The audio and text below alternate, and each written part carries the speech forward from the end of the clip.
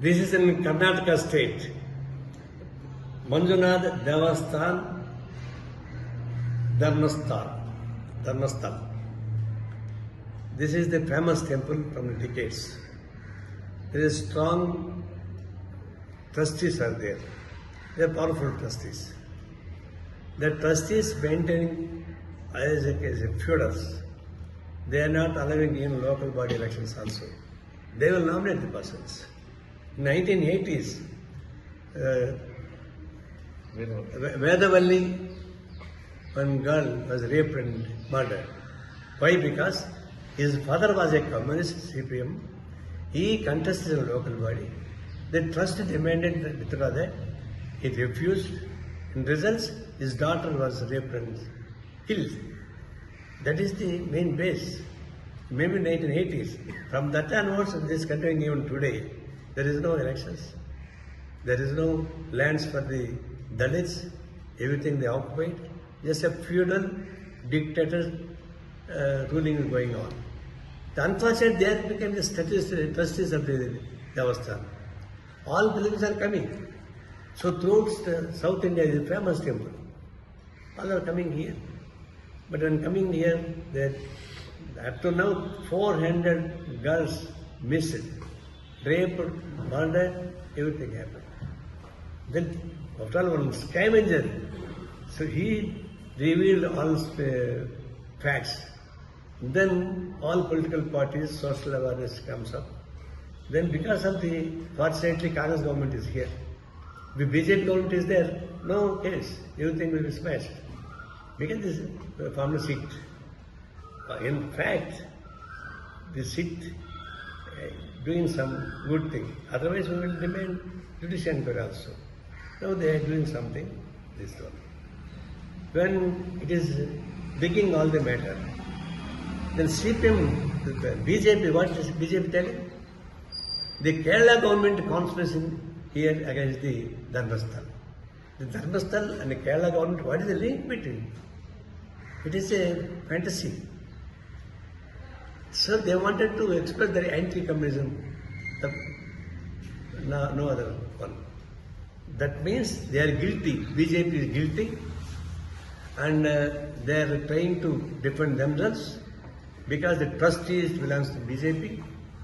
Recently also trustee person nominated as Rajya Sabha member, and they are linked with the political links.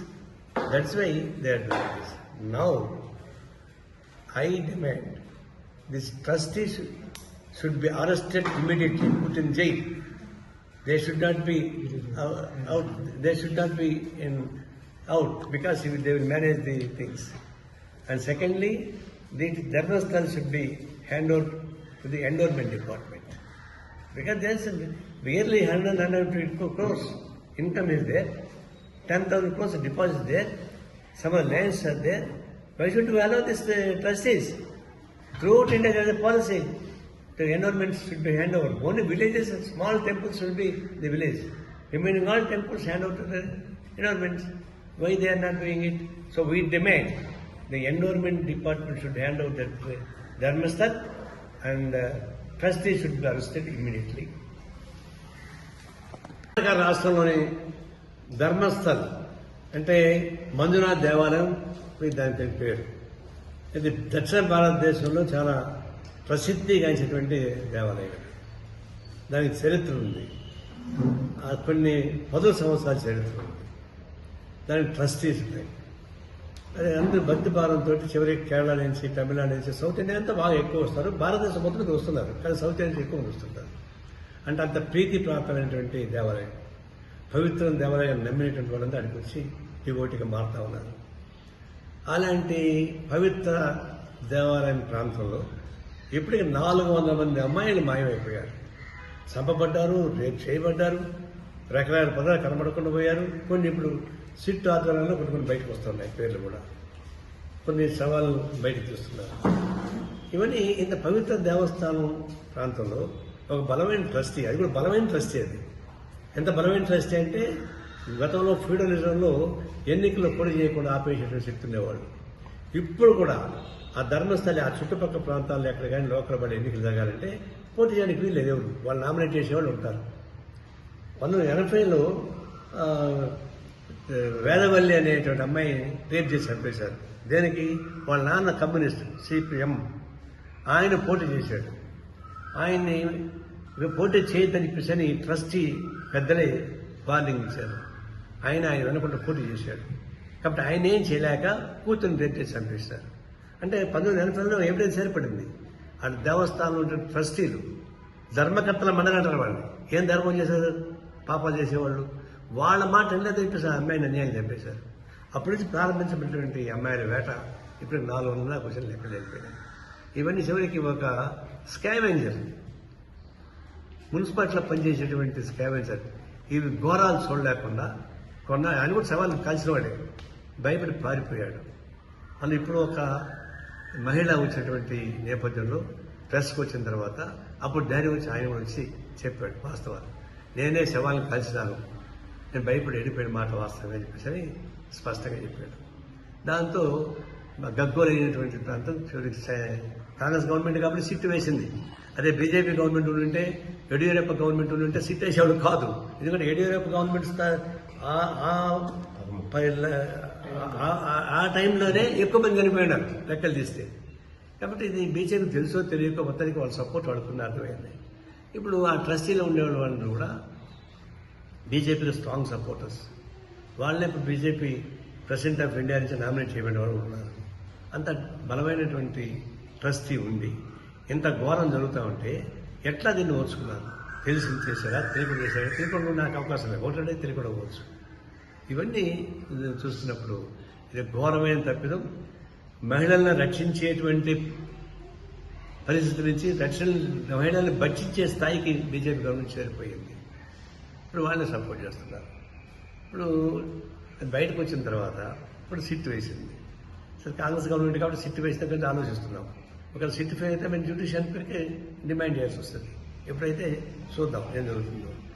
పొద్దున కూడా SIT దాని ద్వారా 3 ప్రాంతాలు తొగితే మొత్తం ఎన్నికలు వాళ్ళు బయటపడ్డాయి. ఐడెంటిఫై చేశారు. ఐడెంటిఫై చేసి కోర్టుకి ఇస్తా ఉన్నారు. ఇంకొక 9 ప్రాంతాలను చేయబోతున్నారు రేపటికి. రోజు తొవ్వే కొద్దీ శవాలు బయటపడుతున్నాయి, గుట్లగా. ఎక్కడ బయటపడుతున్నాయి? శ్మశాన వాటిక కాదు. అది ధర్మస్థల శ్మశాన వాటిక, ధర్మస్థల దేవాలయం నాకు అర్థం కాదు. అంటే ఆ ధర్మస్థల దేవాలయం శ్మశాన వాటిక మారిపోయింది. శ్మశాన వాటిక తవ్వుతుంటే ఎముకలు బయటపడతాయి. మరి గుడిలో తవ్వుతుంటే ఎముకలు బయటపడుతుంటే ఏమనుకోవాలి దాన్ని? కాబట్టి శ్మశాన వాటిక మార్చేటువంటి చరిత్ర ట్రస్టీకి వస్తే ఆ ట్రస్టీని తక్షణ అరెస్ట్ చేయకుండా ఇంకా మాకు ఆదాయం దొరకలేదు, సాక్ష్యాలు లేవని చెప్పేసి గొల్లిపాటు మాట్లాడుతుంది. తక్షణ ట్రస్ట్ వాళ్ళని అరెస్ట్ చేసి లోపలయ్యారు. అతను ఎందుకో తేలుతుంది. ట్రస్ట్ మెంబర్ని తక్షణం అరెస్ట్ చేసి జైల్లో పెట్టాలి. ఈ విచారణ చెప్పేసి ఏర్పాటు చేయాలి. ఇప్పుడు ఏంటంటే మన దీన్ని దేశం మొత్తం మీద ఎన్విరాన్మెంట్ బోర్డ్స్ వచ్చాయి. పెద్ద దేవాలయాలు మొత్తం ఎన్విరాన్మెంట్ జోలికి వెళ్ళిపోయాయి.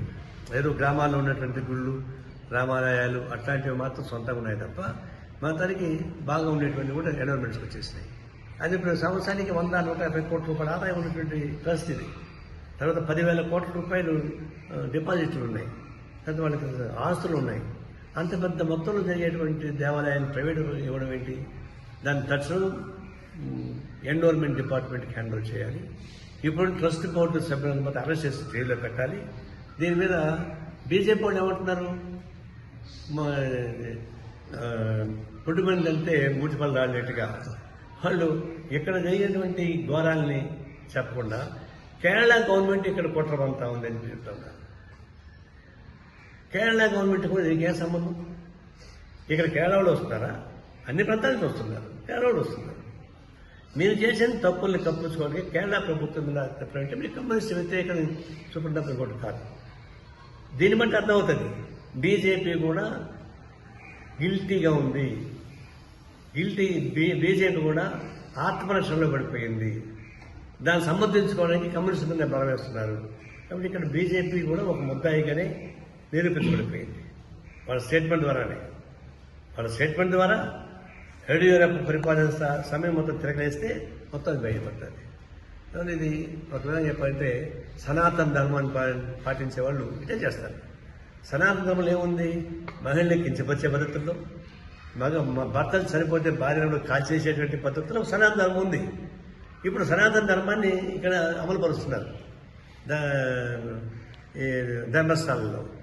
దాన్ని బట్టి అర్థమవుతుంది. అందులో బీజేపీ బండారం కూడా బయటపడింది. దేశం మొత్తం ఏం చెప్పుకున్నా బీజేపీ కేంద్రం వచ్చిన తర్వాత తెలిపి అనేక అసలు బయటపడతా ఉన్నాయి. అది మనం ఆడుకుందాం.